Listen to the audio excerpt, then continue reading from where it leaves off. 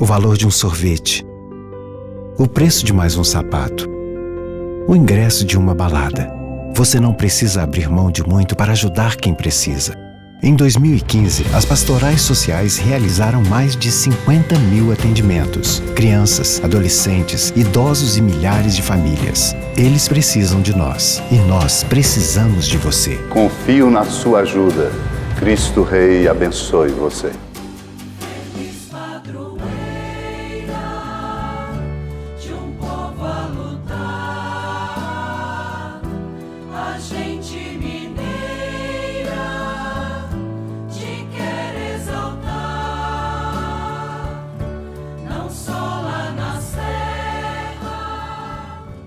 Amado irmão, amada irmã, com apreço, saúde e paz, desejando que esse nosso encontro possa fecundar nossos corações nesse caminho do tempo do Advento, preparando-nos para o Natal do Senhor. De modo muito especial, lembrando que somos chamados a nos preparar, particularmente em família, com a tradição bonita que temos da novena de Natal em família. Não deixe de congregar. Se não é possível fazer os 9 dias da novena, ao menos um tríduo. De alguma maneira, não deixar de marcar o coração da sua família com a palavra de Deus. Por isso, lembro aqui da Constituição Dogmática sobre a Palavra de Deus do Concílio Vaticano II, quando diz: Deus, criando e conservando pelo seu verbo o universo, apresenta aos homens nas coisas criadas um contínuo testemunho de si mesmo. Além disso, querendo abrir o caminho da salvação eterna, manifestou-se desde o princípio a nossos primeiros pais. Depois eles caíram. Com a promessa da redenção, deu-lhes a esperança da salvação e cuidou sem cessar do gênero humano, a fim de dar a vida eterna a todos os que buscam a salvação, perseverando na prática das boas obras. No tempo próprio, chamou Abraão para fazer dele um grande povo. Depois dos patriarcas, ensinou esse povo por meio de Moisés e dos profetas a conhecê-lo como o único Deus vivo e verdadeiro, Pai providente e justo juiz, e a esperar o Salvador prometido. E assim, ao longo dos séculos, preparou o caminho para o Evangelho.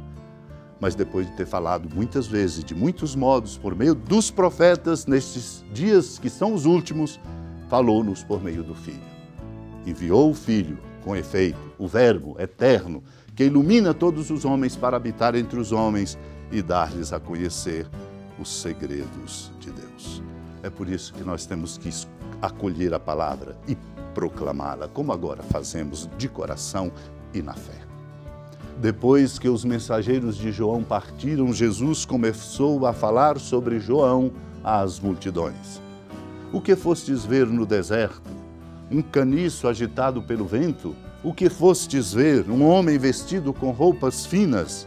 Ora, os que se vestem com roupas preciosas e vivem no luxo estão nos palácios dos reis. Então, o que fostes ver? Um profeta? Eu vos afirmo que sim, e alguém que é mais do que um profeta. É de João que está escrito: eis que eu envio o meu mensageiro à tua frente. Ele vai preparar o meu caminho diante de ti. Eu vos digo, entre os nascidos de mulher, ninguém é maior do que João. No entanto, o menor no reino de Deus é maior do que ele. Todo o povo ouviu e até mesmo os cobradores de impostos reconheceram a justiça de Deus e receberam o batismo de João. Mas os fariseus e os mestres da lei, rejeitando o batismo de João, tornaram inútil para si mesmos o projeto de Deus. Amado irmão, amada irmã, não podemos correr o risco de tornar injusto para nós ou inútil para nós o projeto de Deus. Por isso Jesus, depois que os mensageiros de João partiram com aquela interpelação, dirige-se às multidões com perguntas, exatamente para provocar a reflexão e compreender que a figura de João anuncia a ele Cristo, e é este anúncio que precisa ser acolhido para não inutilizar a grande dádiva do projeto de Deus para nós. Pergunta o Senhor às multidões: que fostes ver no deserto? Caniço agitado pelo vento? Homem vestido com roupas finas? Não. Os que vestem roupas preciosas e vivem no luxo estão nos palácios dos reis. O que se vê em João é exatamente um profeta. Mais que um profeta, diz Jesus. Mais que um profeta. Ora, pensemos, o profeta na vida do povo de Deus é um educador da fé. É alguém que diz a verdade e a acolhida dá um rumo novo à vida de quem a acolhe. E é verdade. Quando a verdade anunciada é acolhida, a vida se transforma, reencontra o seu caminho, mesmo quando doer. Um profeta é um educador na fé, ajudando o povo a criar uma profunda sensibilidade na percepção do seu compromisso, da sua vida, dos deveres e, sobretudo, uma sensibilidade muito profunda de pertença ao povo, colocando Deus no centro de sua vida. E Jesus afirma, João é mais que um profeta. É mais que um profeta porque educa, amados e amadas de Deus, pelo testemunho, pela experiência de colocar Cristo como centro de sua vida. Por isso o Senhor mesmo afirma, é dele que está escrito, é sobre ele que se fala. Eis que envio o meu mensageiro à tua frente, ele vai preparar o meu caminho diante de ti. E por isso o Senhor diz, entre os nascidos de mulher, ninguém é maior do que João. No entanto, o menor no reino de Deus é maior do que ele. É grande no reino de Deus quem vive a vida, enquanto dom no tempo que nos é dado viver, colocando Deus no centro. Não apenas a Ele recorrendo em momentos difíceis, mas alimentando a própria espiritualidade, o sentido da vida, com a certeza de que é Ele, o Senhor de nossa vida.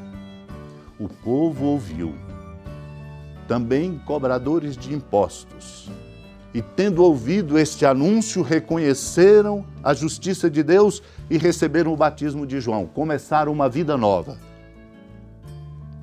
Vida nova que precisamos começar, e no tempo do Natal, com propósitos novos, com novos caminhos, novas dinâmicas, revendo a nossa própria vida, não correndo o risco dos fariseus e dos mestres da lei que, rejeitando o batismo de João, isto é, não aceitando se mudar, se converter, sempre se justificando, tornaram inútil para si mesmos o projeto de Deus.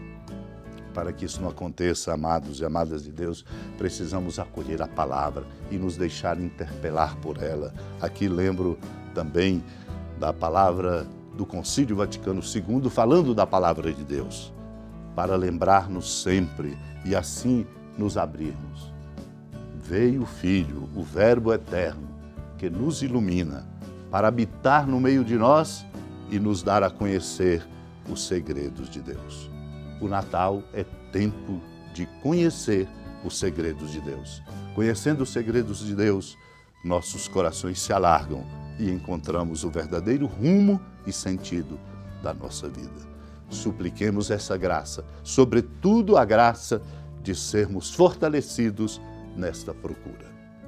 Senhora da piedade, Mãe Virgem do Cristo Deus.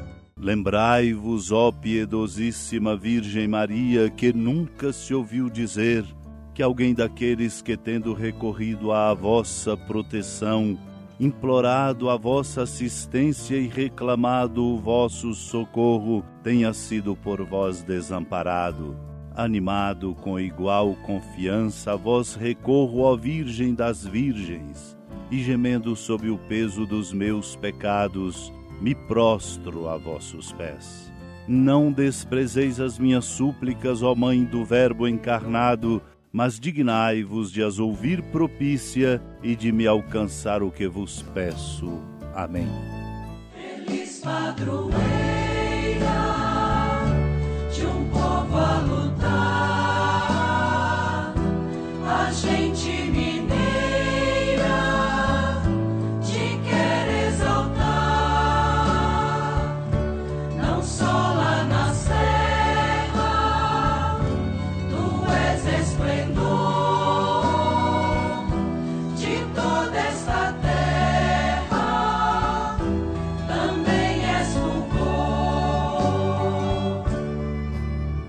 amado irmão, amada irmã, com a alegria da ermida da padroeira do Estado de Minas Gerais, a Senhora da Piedade, que da sua casa de clemência e bondade nos acompanha e nos abençoa. Do alto da serra, magnífica arquitetura divina, a bênção de Deus, amor misericordioso, Pai, Filho e Espírito Santo, desça sobre sua família, proteja sua casa, sustente sua vida, fecunde o caminho missionário de nossa igreja e nos encha de sabedoria e conosco permaneça para sempre. Amém. Feliz padroeira.